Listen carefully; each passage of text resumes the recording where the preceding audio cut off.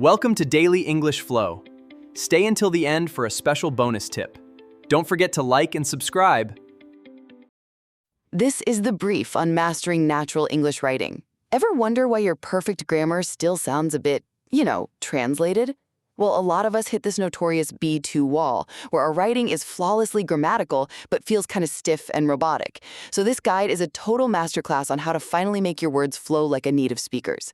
First, natural writing actually comes from spoken flow.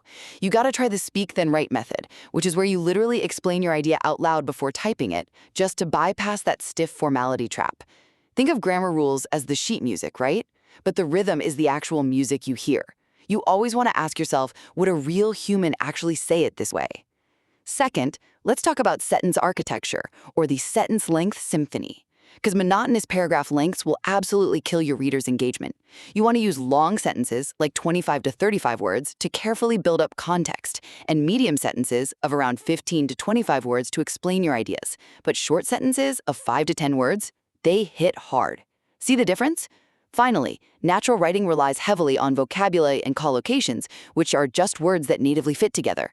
Like, you make a decision, you don't do a decision, and you deal with a pressing issue, not just an urgent problem.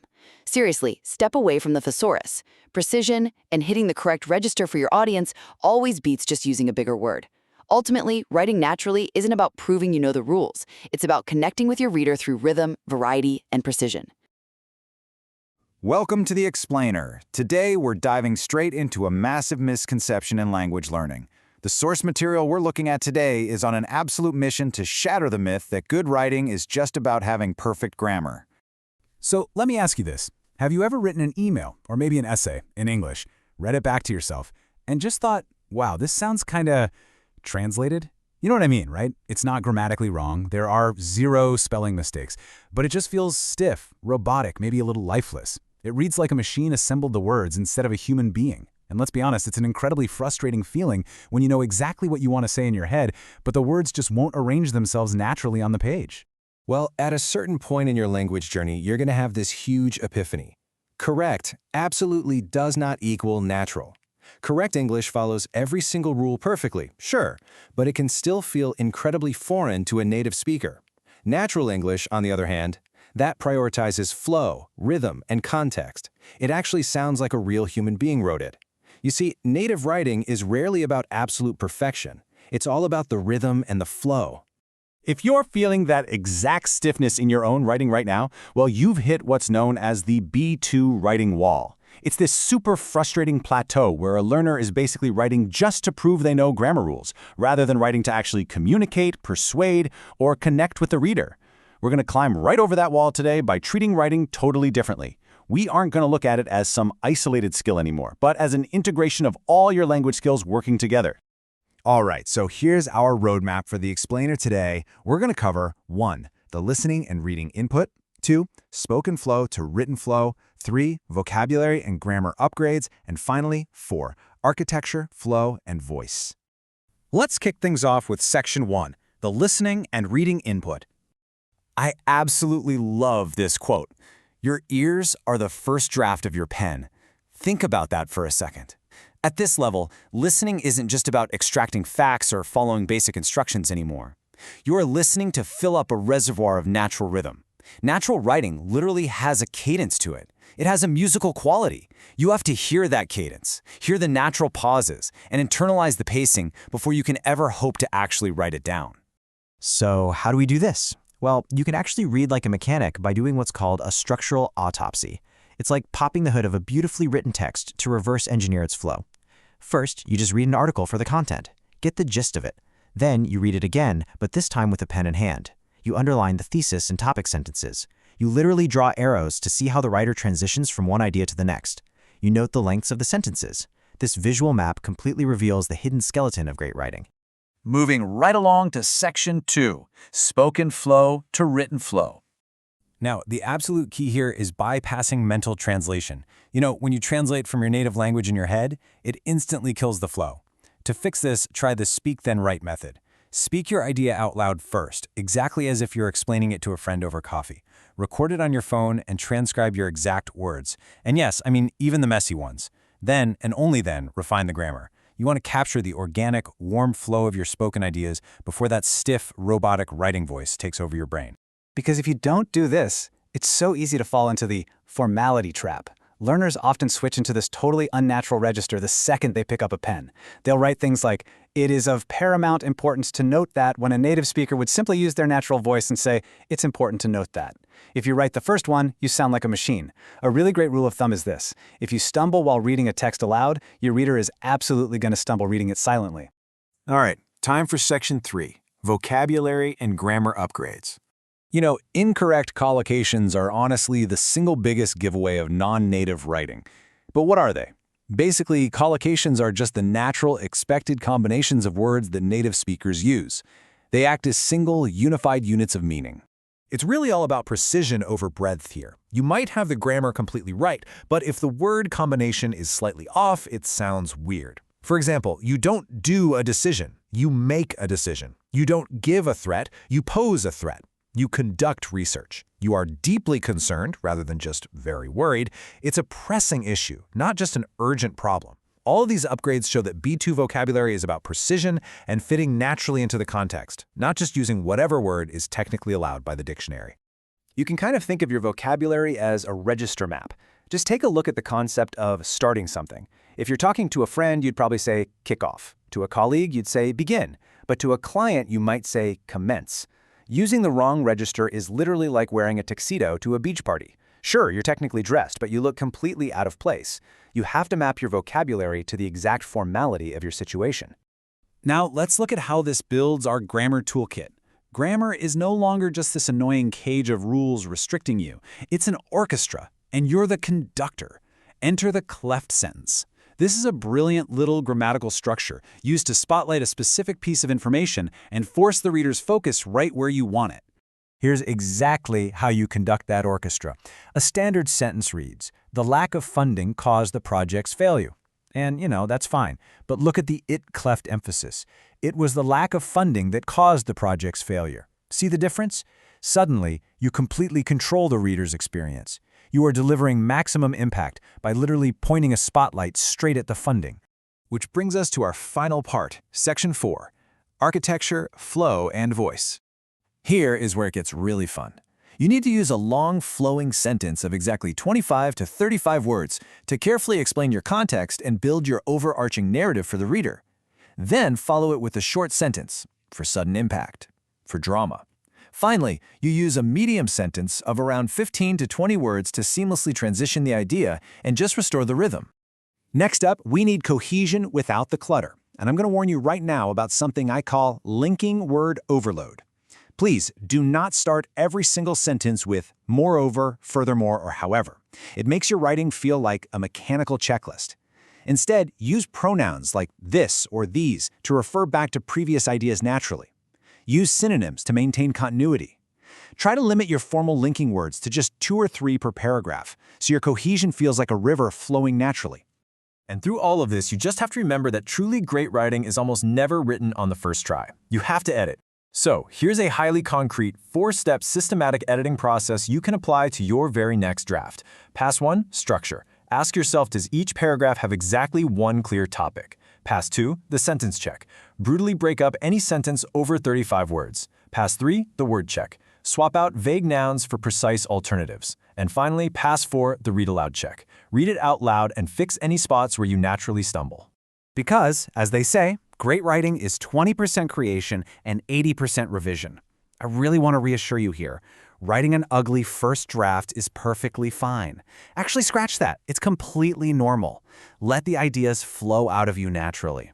The real secret is that you just have to be willing to go back and edit ruthlessly.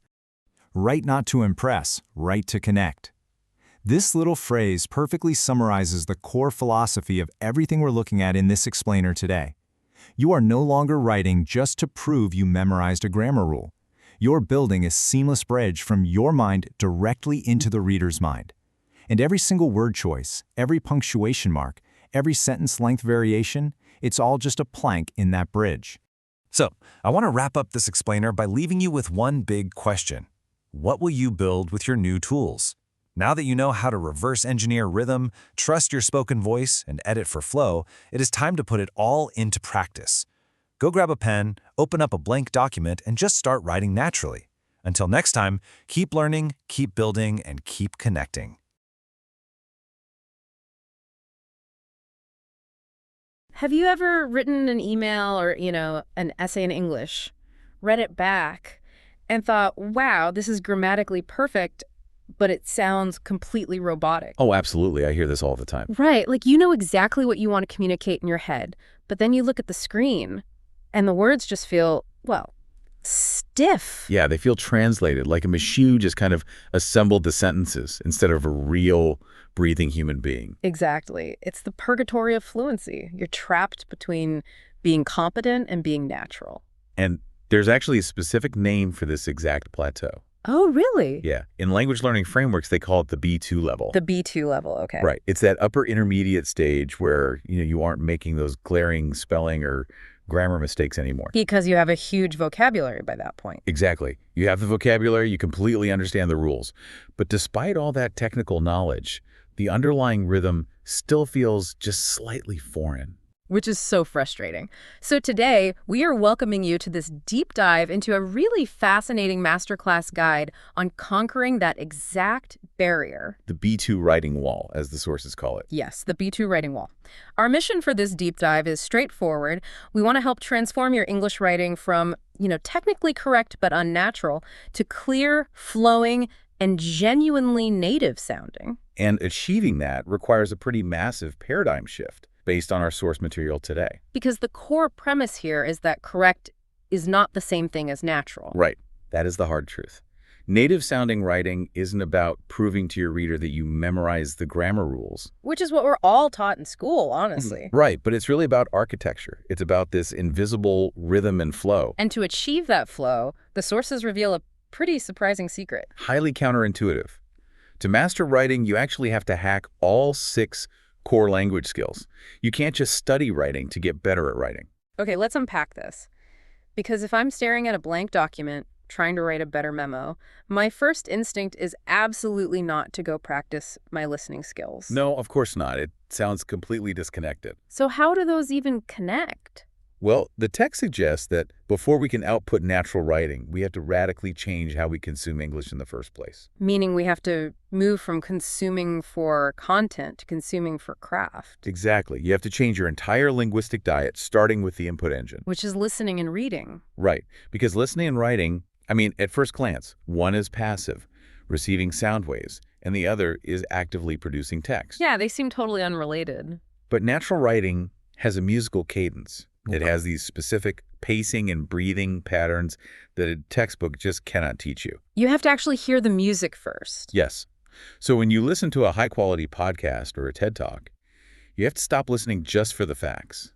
You start listening to absorb the underlying structure. And the source material has this really brilliant tactical strategy for this. They call it the pause map. I love the pause map. It's so effective. Let's walk through how it actually works. So the idea is you queue up a 3-minute speech.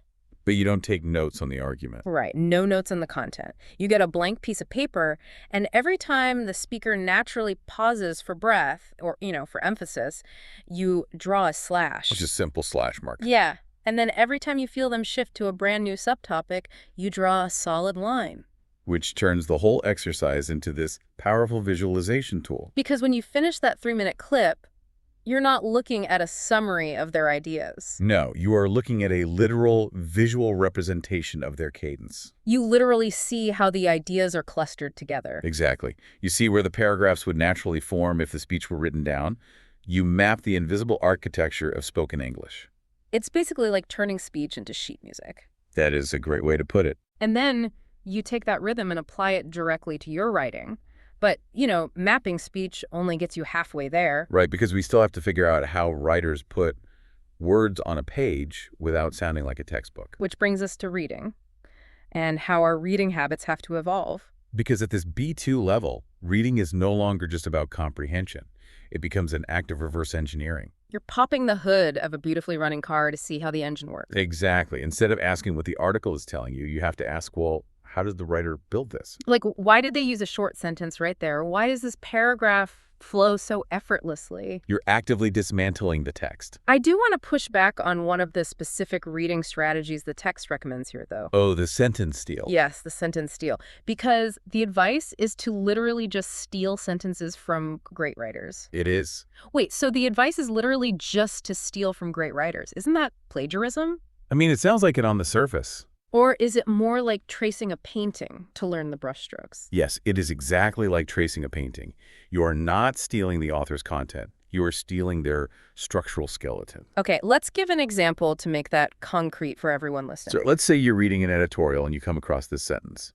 What struck me most was not the scale of the problem, but the deafening silence surrounding it. Oh, that's a great sentence. The rhythm of that contrast is fantastic. Right, so you extract the grammatical skeleton, which is what verb me most was not noun A, but noun B. And then you just swap out their nouns and verbs for your own original content. Precisely. So you might write a product review that says, what frustrated me most was not the price of the software, but the complete lack of customer support. Oh, wow. Yeah, you get to harness that sophisticated rhythm, but you're not actually stealing the intellectual property. You're just building a personal library of advanced grammatical frameworks. That is so smart. So for anyone listening who wants to start reverse engineering texts today, what is the most actionable first step? I'd highly recommend what the text calls the structural autopsy. Structural autopsy. Sounds intense. It's very straightforward, actually. You take a well-written article, maybe 500 to 800 words, read it through once normally. Just to satisfy your curiosity about the topic. Right. But then you grab a red pen and you perform the autopsy. You actively search for and underline the thesis statement. And then you circle the topic sentence of every single paragraph. Exactly. You even draw literal arrows in the margins, showing how the writer transitioned from paragraph A to paragraph B. Or forcing yourself to see the scaffolding instead of just the paint job. And if you perform this autopsy just once a week, your brain will subconsciously begin to mimic those blueprints. So when you sit down to draft an email, you instinctively start reaching for those structural tools. It becomes second nature.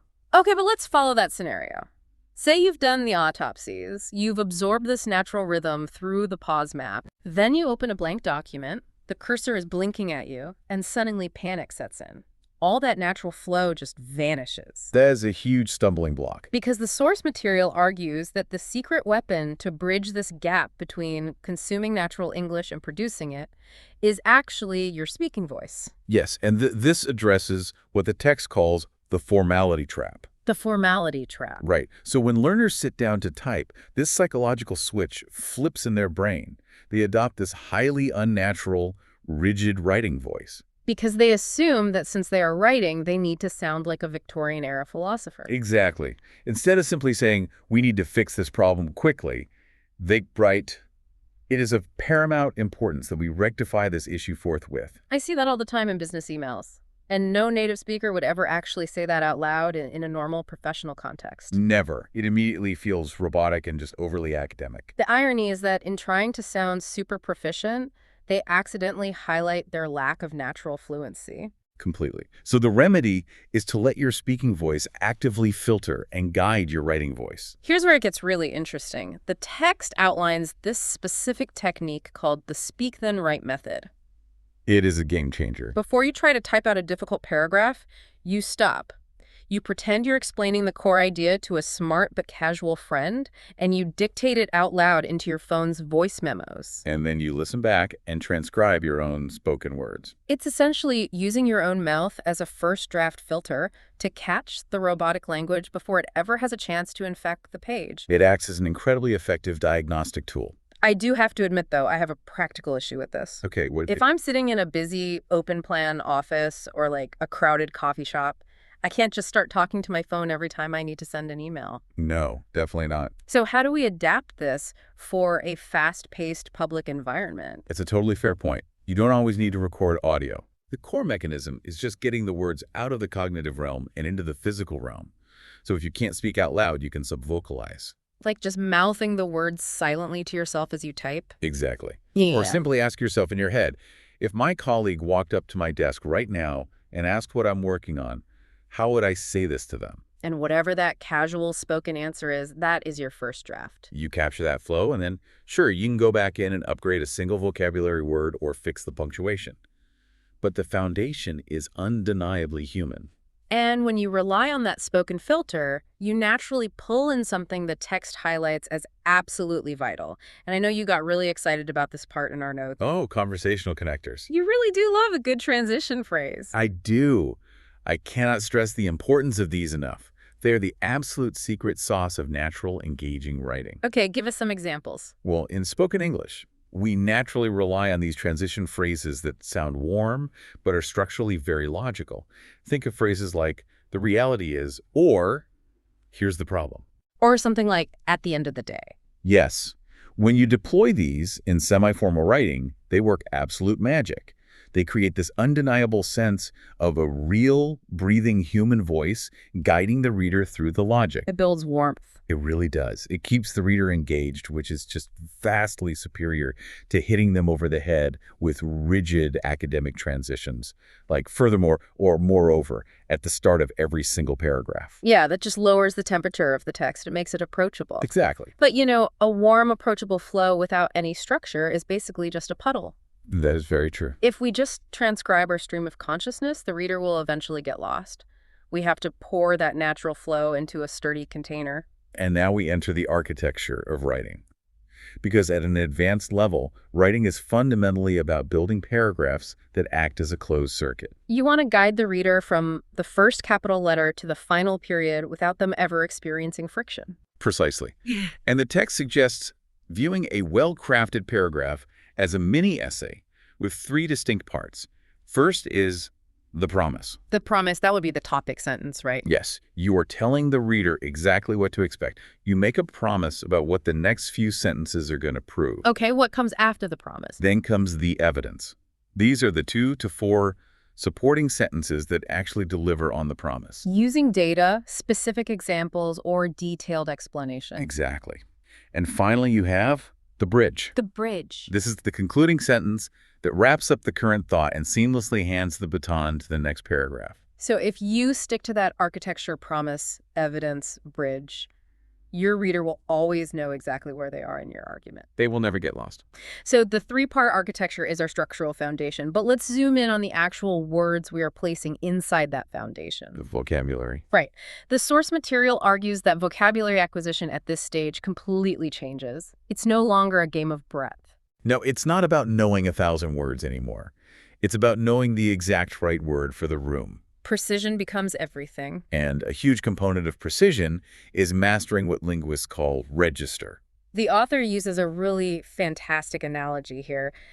Using the wrong linguistic register is like wearing a tuxedo to a beach party. It is the perfect analogy. You are technically fully dressed, but you are making everyone around you deeply uncomfortable. It creates instant social friction. It really does. Yeah. You have to map your vocabulary choices to the specific social situation. Let's look at the concept of initiating an action, for example. Okay.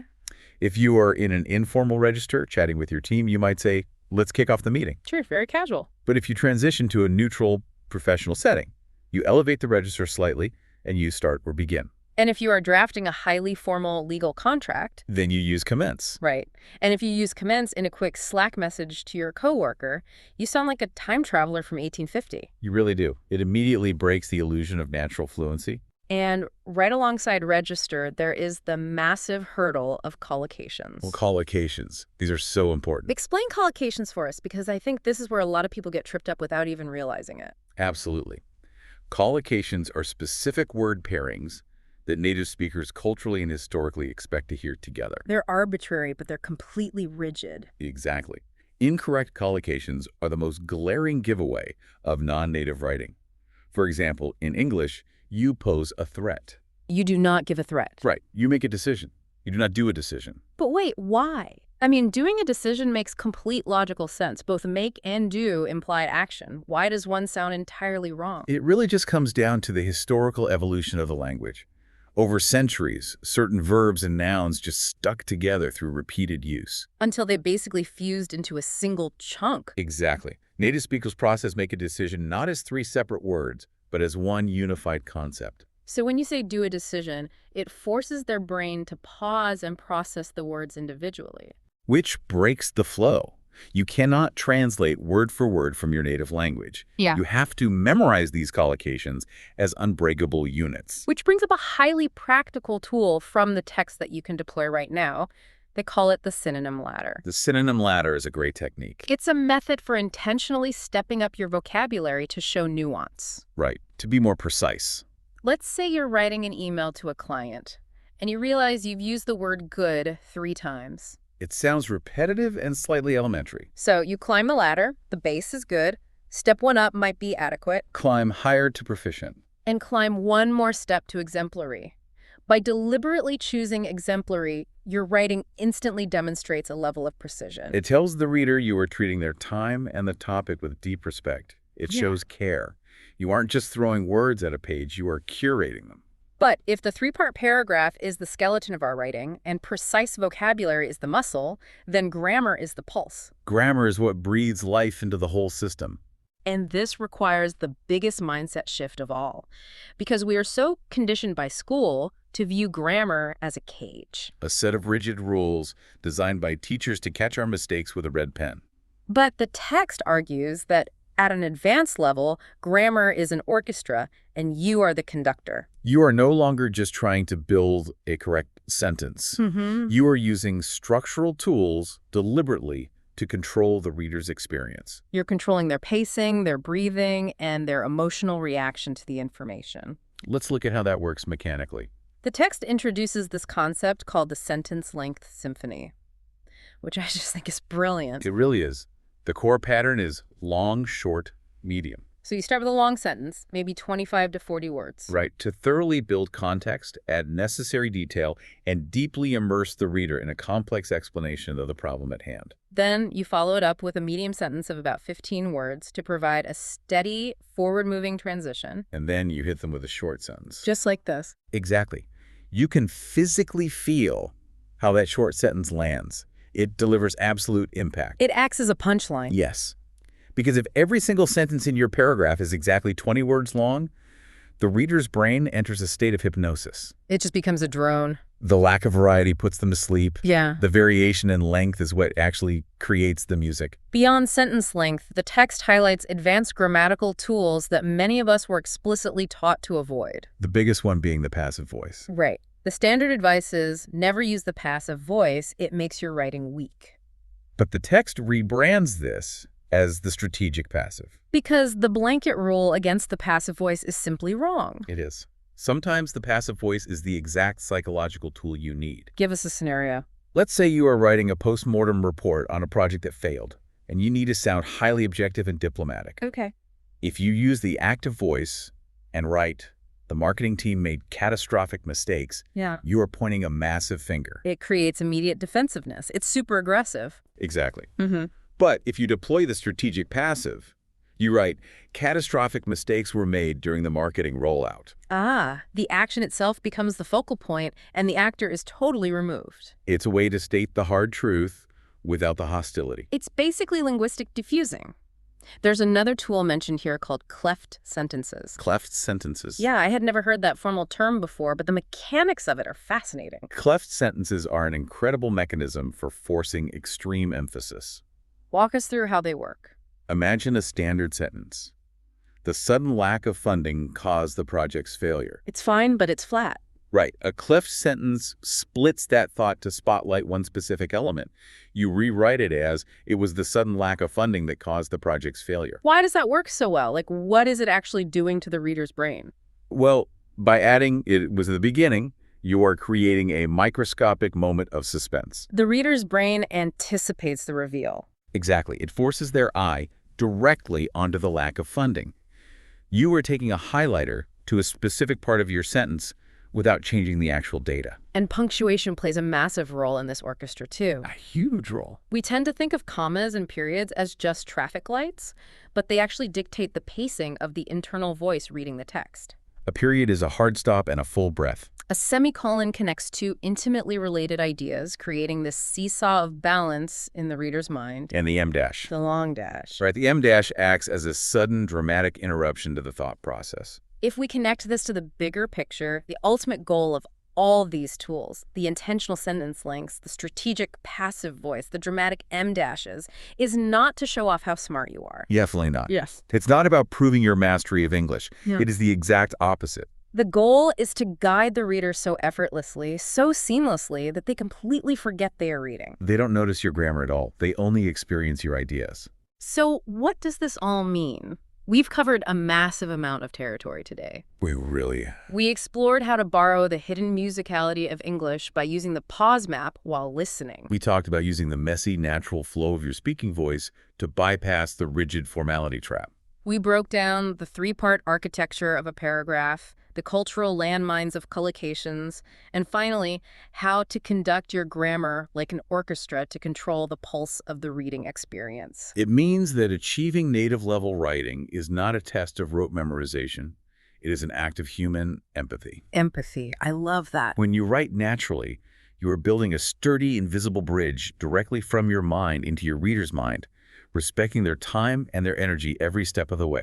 Before we wrap up, I know you had a really fascinating final thought from our sources regarding where this is all heading in the future. Yes, we've spent this entire deep dive establishing that the secret to deeply engaging natural writing is that it intrinsically mimics the physical, breathing patterns of human speech.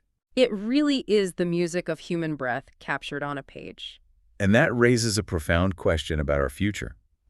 As artificial intelligence gets exponentially better at generating perfectly structured essays, emails, and reports, how will our relationship to text change? That's a great question. If the core of truly natural writing relies on the invisible physical rhythm of human breath, the pauses, the slight imperfections, the conversational warmth, will we subconsciously start rejecting AI-generated text simply because we can feel its lack of biology? Wow.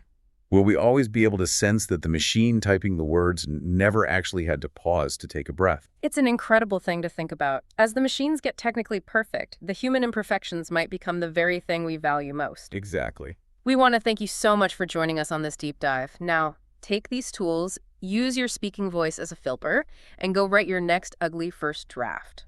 We promise it won't sound robotic for long.